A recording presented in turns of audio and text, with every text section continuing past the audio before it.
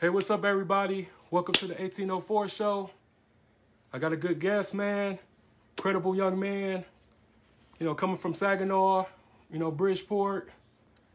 Right now, he's about to go play for Saginaw Valley State University. Got him on the couch with me. How you doing? Yeah, man. So, how about you give my audience, my viewers, tell them about yourself. Well, my name is SirQuaris. Graduated from Bridgeport High School. I started at Grand Valley High School. Grand Valley State University, but I transferred over to Saginaw Valley State University. So that's really the biggest thing. I play football, studying athletic training. So yeah. Yeah, man. So what made you, decided that this is what I wanted to do? Well, when I first was young, I started playing around with my cousins. We just started playing basketball, football, and everyone wanted me to become a basketball player. And I'm like, everyone plays basketball. I want to try something new. So once I picked up a football, it's just took off. I fell in love with it. It's just like, it was crazy. It was like, I didn't think I would be that good at it, but it was like, as soon as I started playing, I just took off. Just grew quick. I was short when I was young, but I grew. Now I'm 6'4", so it all happened quick. Man, 6'4", man. Yeah. Dang. So, remind them, how old is you again? I'm 19. Man, I didn't get to 6'5" until I was like 20-something, but this dude 19, yeah, he's 19. 6'4". That's amazing. So basically, tell everybody, your hobbies. They know you're an athlete and stuff like that. So where are your hobbies? What you do for fun and... Fun. I really just like I'm into a lot of clothing stuff, so I just like designing my own clothes and chilling with my friends, being with my little cousins, playing the game. I'm real big on games, GTA, 2K, Madden. That's probably my biggest thing. I just really like to just be me and do what I like to do. I like the outdoors. I like to take trips, travel. It's really the biggest thing. Man, that's what's up, bro. Man, it's crazy. They talking about they can't see us like that. Okay, Chris, so that's good. Y'all can see us. But yeah, it's just like, a lot of people, man, they, we come from a, sports town. Yeah, for sure. And, I'm the cousin of the late Charles Rogers. Oh, yeah, Charles Rogers was real big. I watched him growing up. He went to school with my mom, so I heard about him. I still hear about him to this day. Man, he amazing, man. Like, great. Just for him to be my cousin, my big cousin, everybody was just like, dang, he's so amazing. I was too little to really understood, because he was big cuz to me. Like, we first cousins, I used to see him at grandma's house and stuff like that. But, I didn't get a chance to really see him until my sister started taking me to the games and stuff. They went to school together.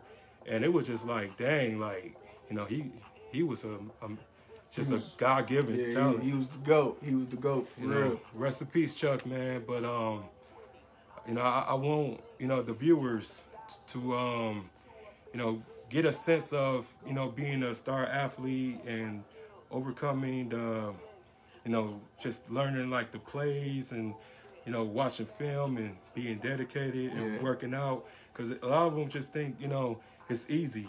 It's not easy at all. In high school, it wasn't as hard, but when I got to college, that's when workouts, 5 a.m. workouts, 5 a.m. conditioning, lifting. You go from lifting, you go to class. You go to class until like 2 p.m. After class, you got practice.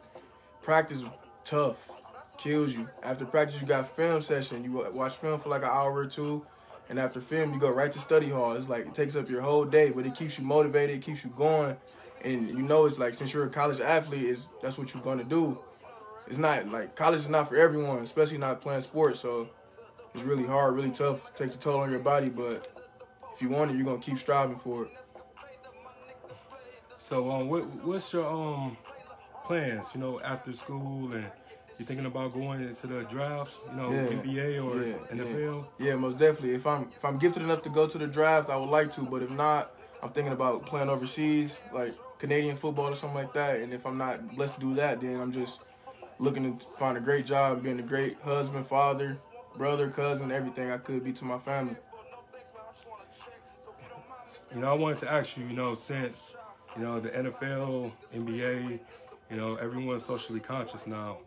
And so what are your thoughts about, you know, the current events of this country? Man, COVID is crazy, but it's like, I like how they're still trying to make it, be able to play and be a part of the games. It's just, I know they can't have fans right now, but for them to still have the cutouts of fans, I like how they do that. It's like, it still feels like people are there even though they aren't there.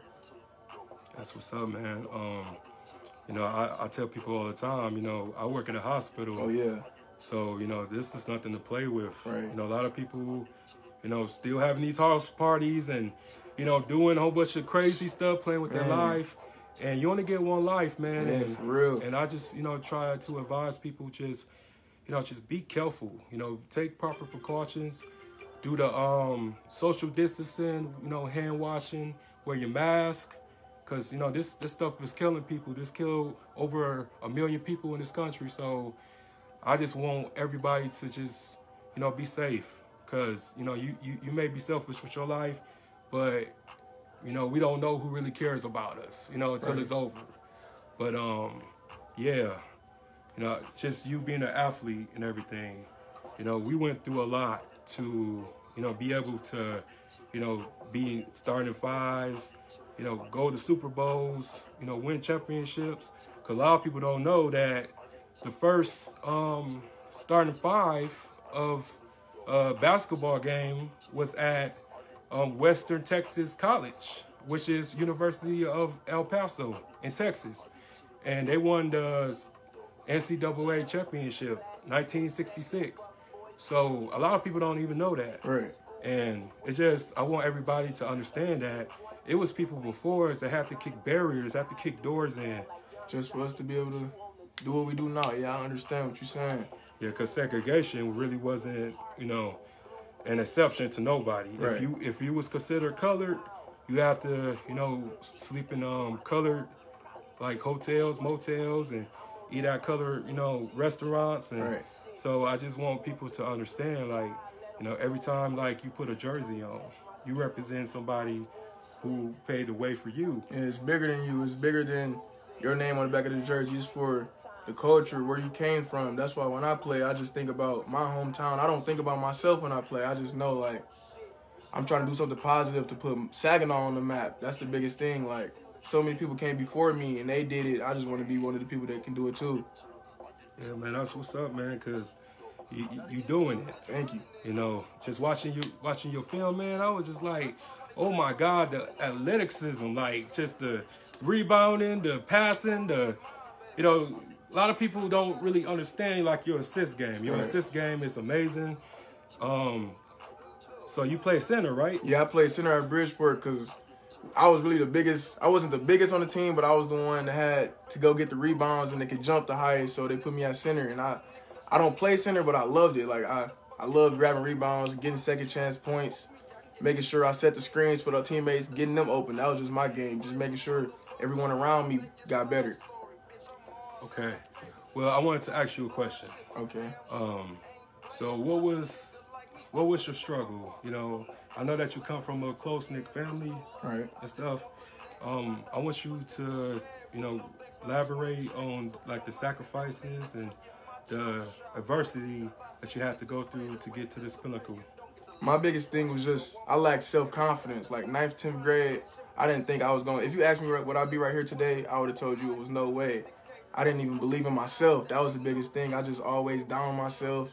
When I played, I really didn't get looked at. I'm like, oh no, like, I didn't even receive my first college offer until senior year. So I'm just like, I didn't have no self-confidence. But after a while, I just started believing in myself, like, there's other people out here doing it. I know I can do it too. It's like, I'm not going to give up on myself when I know I can be great just like someone else being great right now.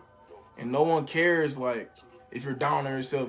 They don't care if you're sad or you're not feeling good. You just got to go out there and grow and be you and just dominate. That's what my mindset I went into. Just had a whole dominate mindset. Just, it changed from 9th grade to 12th grade. My mindset changed. It was just, I got bigger, got stronger, got faster. It's just like, no one could stop me. That was my mindset. That's what's up.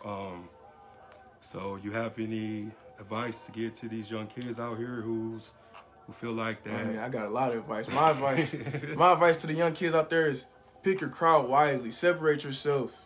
Because I had friends that's doing something totally different than what I'm doing, but they're good friends because they know, like, oh, yeah, he can't do what we're doing. He has a whole different image to keep.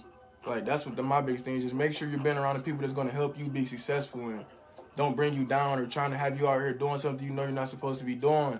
Because life could be gone in a second. Anything can happen, for real. Just make sure you always be around the right people and take school serious.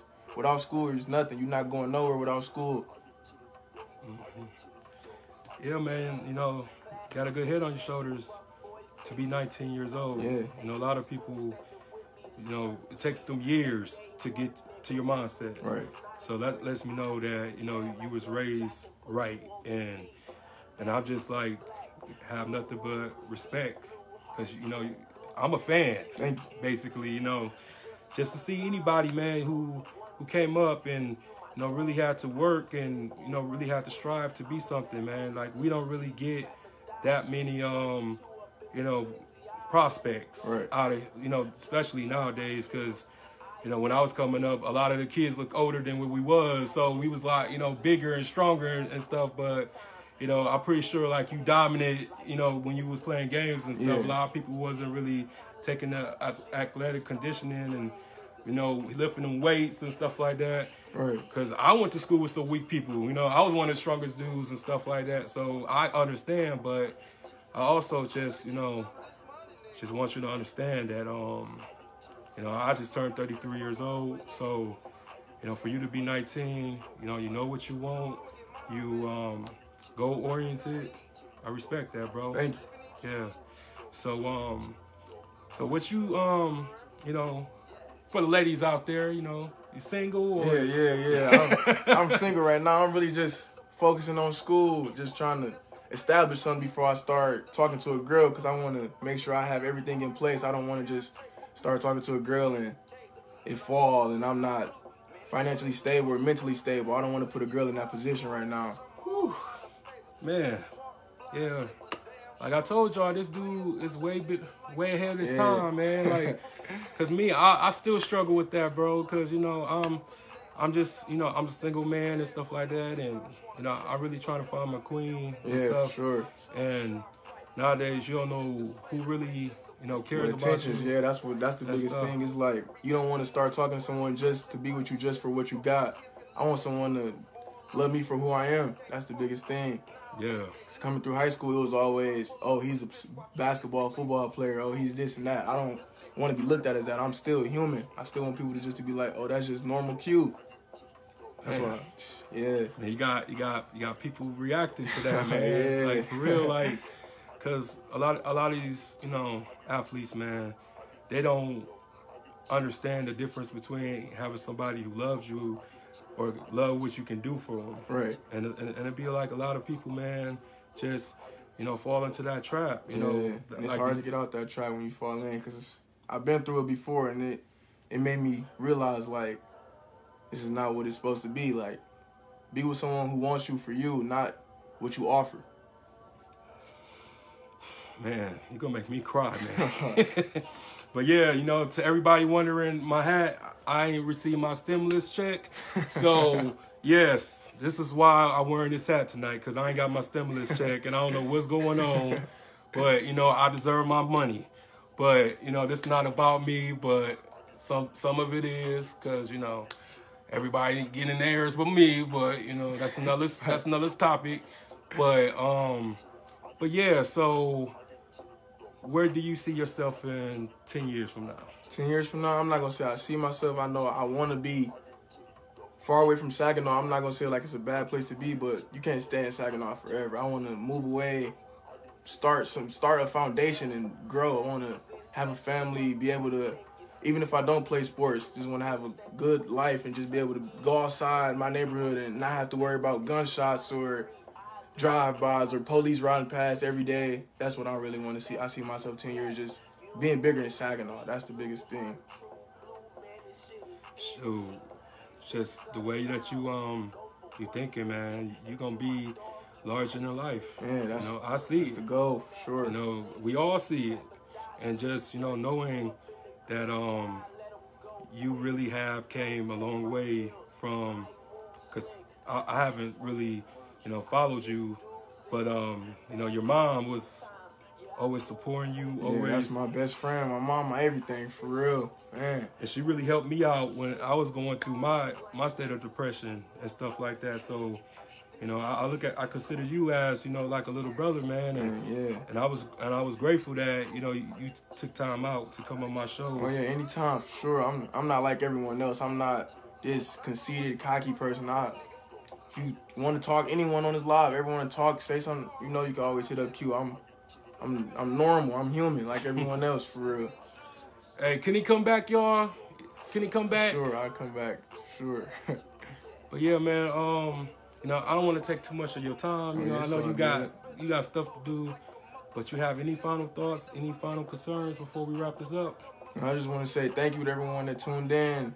Thank you for having me, and just everyone. This is something good that he's doing, something positive. So please share, like. Please show support, because there's not a lot of people in Saginaw that's trying to do something and trying to become great. So I really appreciate it, and I really like what you're doing with this. I appreciate it, man. But that includes this interview. Thank you all for watching. It's going to be many more to come. You know, I'm hustling.